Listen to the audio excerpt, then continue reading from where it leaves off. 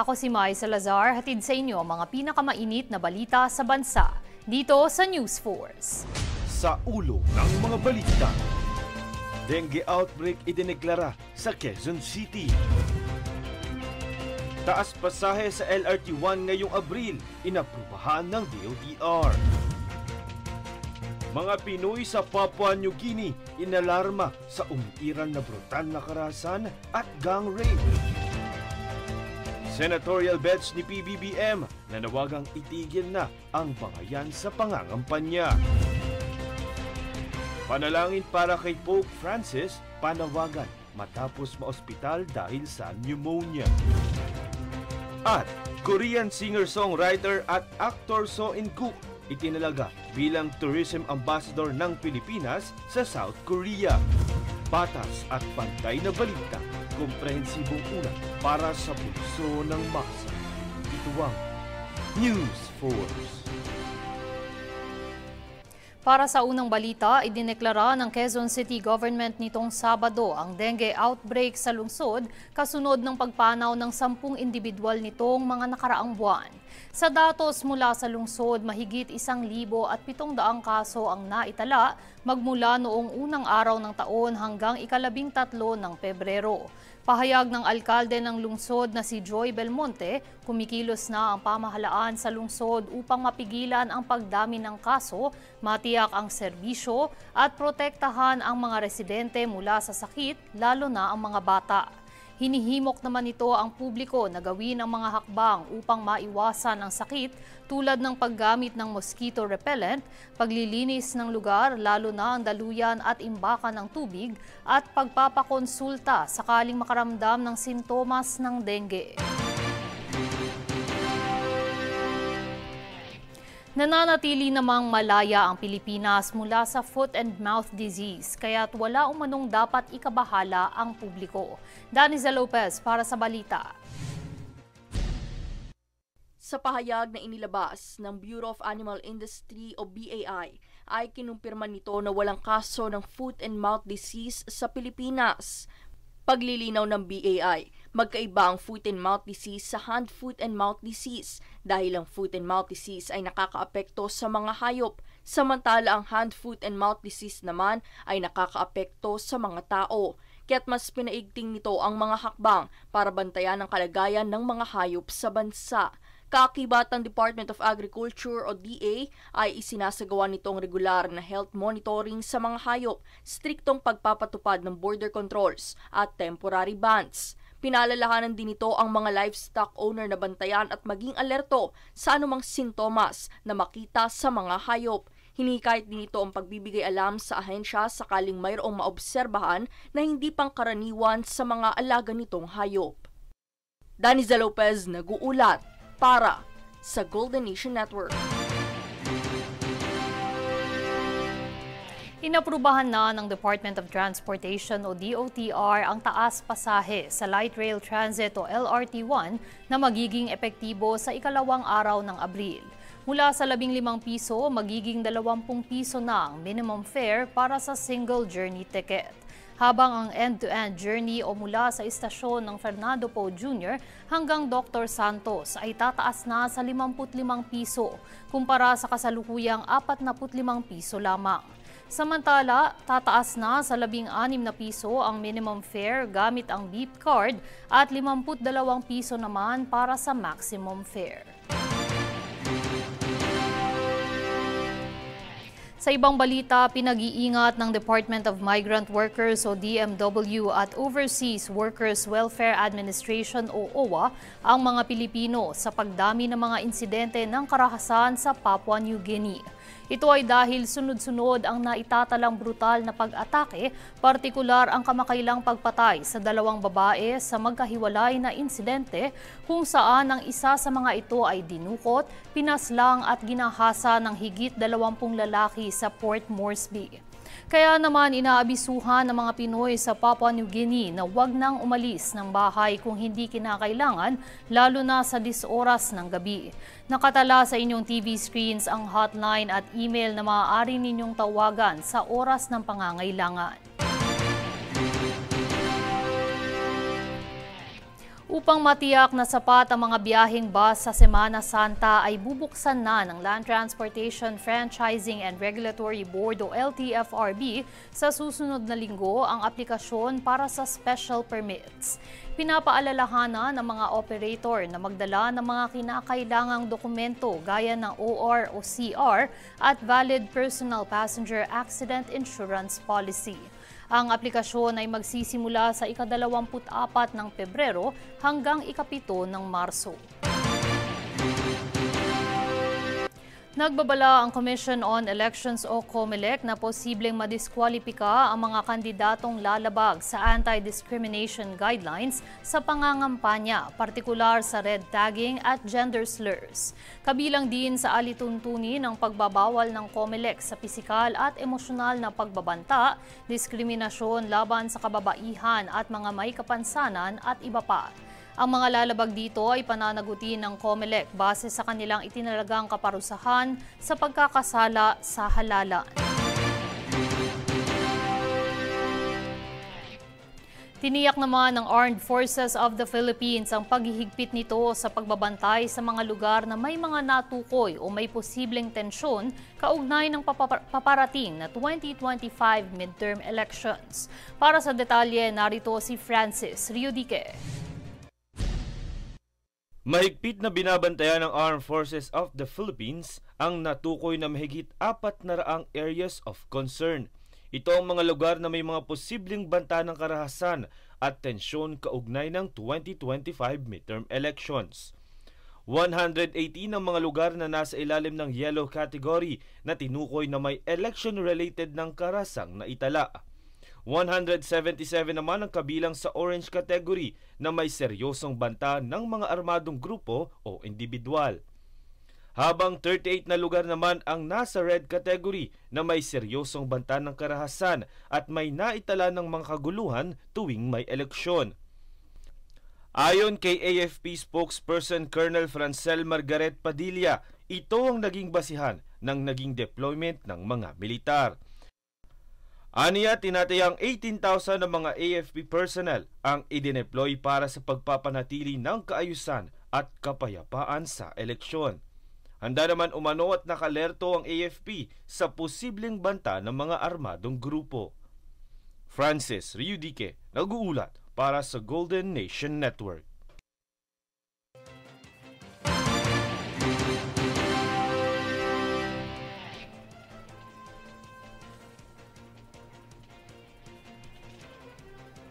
Susunod sa News Force. Vice President Sara naghain ng petisyon sa Korte Suprema na kumukwestiyon sa impeachment complaint laban sa kanya.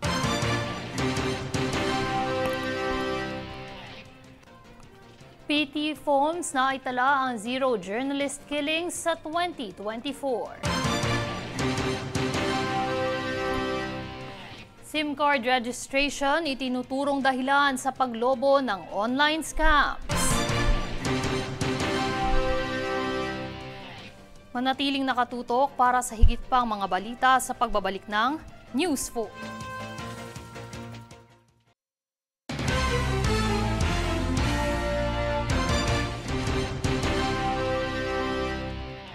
Nanawagan ang mga senatorial bets na ine-endorso ni Pangulong Ferdinand Marcos Jr.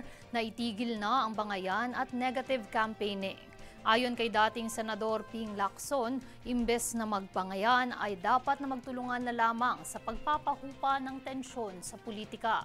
Ayon naman kay dating Senador Manny Pacquiao, dapat itigil ang bangayan ng mga nasa mataas na posisyon dahil lubhang apektado ang mga mamamayan. Matatandaang naging kontrobersyal ang naging pahayag ni Marcos na paglilinaw sa kanyang ine-endorso na hindi sangkot sa korupsyon at pagpatay sa drug war, gayon din ang pagsuporta sa China.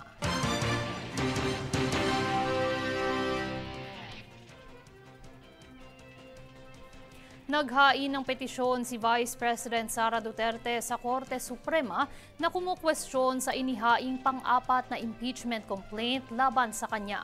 Ang detalye sa ulat ni Francis Riodique. Tinangkang pigilan ni Vice President Sara Duterte ang pag-usad ng inihaing impeachment complaint laban sa kanya. Ito ay matapos na maghain ng petisyon si VP Sara sa Korte Suprema ng Petition to Certiorari and Prohibition. Kinu-question nito ang validity at constitutionality ng ika-4 na impeachment complaint laban sa kanya. Layon din itong makapag-issue ang Korte Suprema ng Temporary Restraining Order at Writ of Preliminary Injunction kaugnay ng naturang issue. Hindi pa tiyak kung magsasagawa ng special session ang Senado para sa impeachment trial gayong nakareses ang session dito.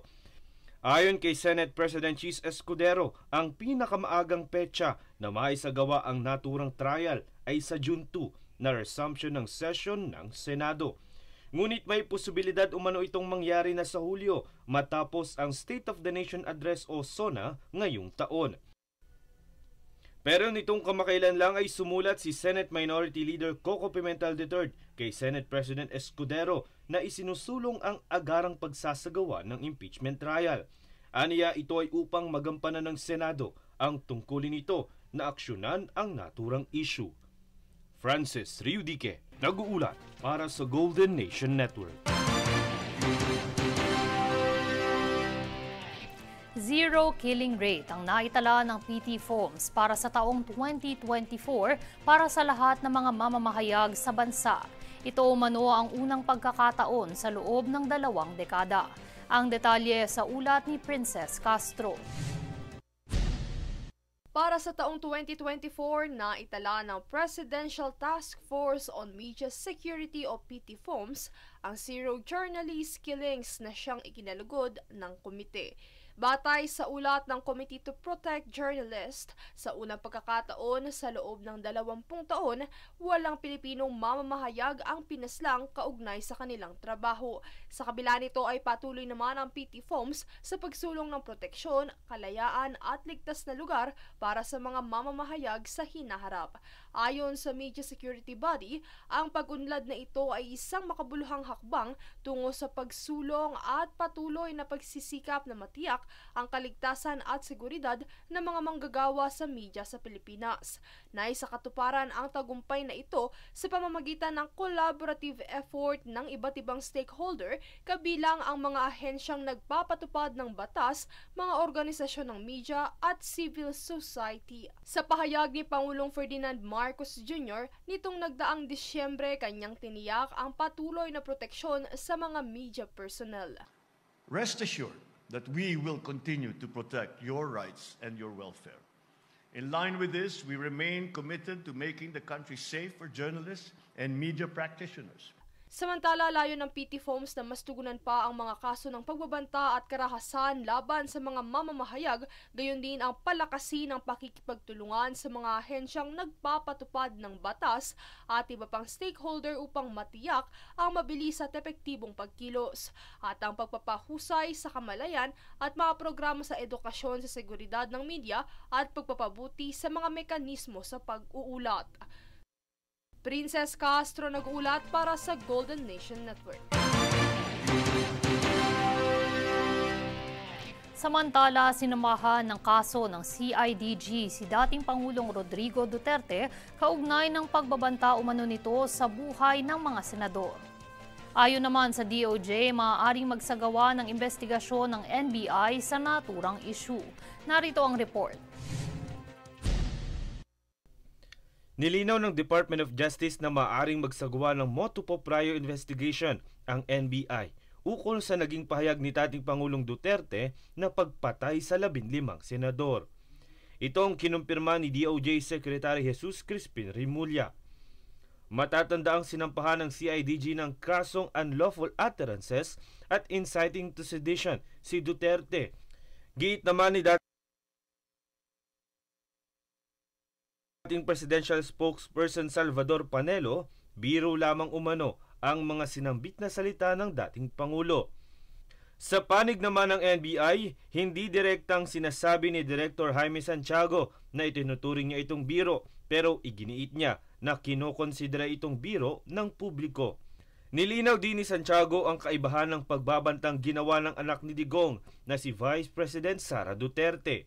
Aniya ang naging pahayag ni Digong ay sa isang political rally, samantalang ang pagbabanta umano ni VP Sara sa Presidente, First Lady at House Speaker ay sa isang ipinatawag na press con. Kinumpirma naman ng NBI na hindi ito magsasagawa ng investigasyon hanggat walang naghahain ng reklamo, partikular na ang mga senador. Francis Riudique, nag-uulat para sa Golden Nation Network. Patuloy ang pakikipagpunyagi ng mga otoridad sa bansa na labanan ng online scams kung saan itinuturo nitong dahilan ng SIM card registration sa paglobo ng kaso. Ito ay matapos ang pagkilala sa Pilipinas bilang hotspot ng cyber scams, partikular sa love scams at financial fraud. Ayon kay Presidential Anti-Organized Crime Commission o PAOCC Executive Director Undersecretary Gilbert Cruz, lumalabas na sa Pilipinas umano ang pinanggagalingan ng scamming base sa kanyang nakakausap na dayuhang law enforcement. Itinuturo nitong dahilan ng SIM Registration Act dahil sa maaaring paglusot ng scammer dito sa kadahilan ng maaari itong mag-register kahit pekeng detalye ang gamitin. Matapos ang halos isang oras na negosasyon, ay sumuko rin ang isang hostage taker sa Mayrecto, Maynila, kung saan isa sa mga itinuturong dahilan ay ang hindi umano pagbibigay ng sapat na sahod sa kanya ng kanyang amo. Ang kaganapan tunghayan sa ulat ni Princess Castro. Mapayapang sumuko ang isang lalaking suspect na nang hostage ng dalawang babae sa isang ID lace shop sa kahabaan ng Recto Avenue, Corner Rizal Avenue, Manila nitong Martes ng hapon. Ito ay matapos mapagbigyan ng kanyang hiling na maibigay ang 20,000 pisong kulang na sahod na hindi ibinigay ng kaniyang employer. Batay sa inisyal na ulat ng pulisya, ang suspect ay hinahabol ng mga pulis dahil sa kaso ng pananaksak nito kamakailan kung saan pumasok ito sa isang idle shop at hinawakan ng may-ari ng tindahan kasama ng isang 66 anyos na babae. Ayon kay Police Lieutenant Colonel John Giagi, ang suspect ay problemado sa kanyang trabaho kung saan nagtungo ito sa naturang shop para hingin ang kanyang sweldo na hindi binigay ng kaniyang amo. Hindi binigay yung mga sahod, no? Hindi binigay yung sahod niya doon sa pinapasok niyang mga trabaho. At sa dami daw ng pinasok niya ay bakit 700 lang yung ibinigay sa kanya. Makalipas ang halos isang oras na negosasyon sa hostage taker, ay mapayapa itong sumuko at pinalaya ang mga biktima. Ang 45 anyos na suspect na kinilalang si Jong ay umano'y fixer sa Recto kung saan siya ay armado rin ng 2 patalim noong kasagsagan ng hostage taking. Dinala ang suspect sa Jose R. Reyes Memorial Medical Center bago dinala sa Police Station 3 sa Plaza Miranda. Samantala ay ginit naman ang suspect sa himpilan ng pulisya na wala siyang balak mang hostage at tumakas lamang sa mga pulis. Ang suspect ngayon ay mahaharap sa patong-patong na kasong illegal detention, alarm and scandal at illegal possession of deadly weapon. Princess Castro nag-uulat para sa Golden Nation Network.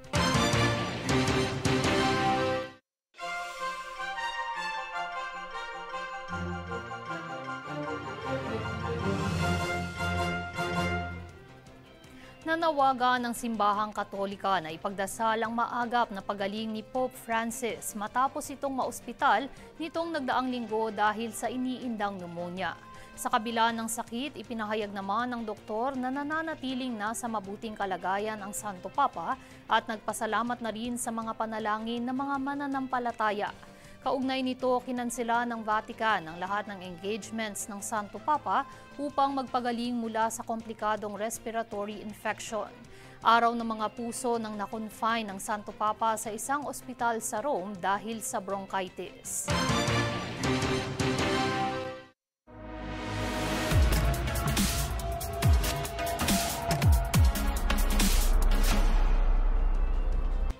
Kinilala ng Department of Tourism ang Korean actor at singer-songwriter na si So In-guk bilang Tourism Ambassador ng Pilipinas sa South Korea. Alamin ang buong detalye sa ulat ni Francis Riudique. Opisyal na itinalaga ng Department of Tourism ang Korean actor at singer-songwriter na si Seo In-guk bilang Philippine Tourism Ambassador sa South Korea. Nagsimula ngayong araw ang 1-year contract ni Seo In-guk matapos ang ceremonial signing kasama ang DOT kaninang umaga sa Makati City. Ayon sa aktor, isang karangalan ang role na ibinigay sa kanya at itinuturing niya itong malaking responsibilidad. Nagpasalamat naman ang aktor sa oportunidad na binigay ng pamahalaan para i-promote ang mga tradisyon at sikat na mga tourist destination sa bansa. We anticipate that this partnership with Mr. Seo In-guk will further the love of South Koreans for the Philippines and allow us to share the very many wonders of our beautiful nation. Kaya naman asahan umano ang mga digital campaign kasama si Seo In-guk bilang pag-akit ng mas maraming turista sa Pilipinas, hindi lamang mula sa South Korea, kundi sa buong mundo. Gumanap na aktor si Seo In-guk sa ilang mga kilalang Korean drama tulad ng Doom at Your Service, Reply 1997, Hello Monster at iba pa. Nitong kamakailan lamang ay nagkaroon siya ng taping sa Cebu para sa pelikulang Boyfriend on Demand kasama ang Blackpink member na si Jisoo. Bukas naman umano ang aktor na magkaroon ng role sa industriya ng pelikula sa Pilipinas. Francis Riudique, nag-uulat para sa Golden Nation Network. At narito ang recap ng mga nagbabagang balita ngayon. Sa ulo ng mga balita, dengue outbreak idineklara sa Quezon City. Taas pasahe sa LRT1 ngayong Abril, inaprubahan ng DOTR. Mga Pinoy sa Papua New Guinea, inalarma sa umiiral na brutal na karahasan at gang rape. Senatorial bets ni PBBM, nanawagang itigil na ang bangayan sa pangangampanya. Panalangin para kay Pope Francis, panawagan matapos maospital dahil sa pneumonia. At Korean singer-songwriter at actor Seo In-guk itinalaga bilang Tourism Ambassador ng Pilipinas sa South Korea. Patas at pantay na balita, komprehensibong ulat para sa pulso ng masa. Ito ang News Force. At yan ang pinakamainit na mga balita ngayong araw. Manatiling nakatutok sa aming mga ulat at updates sa aming Facebook page, facebook.com/Golden Nation Network. Ako si Mai Salazar at ito ang News Force.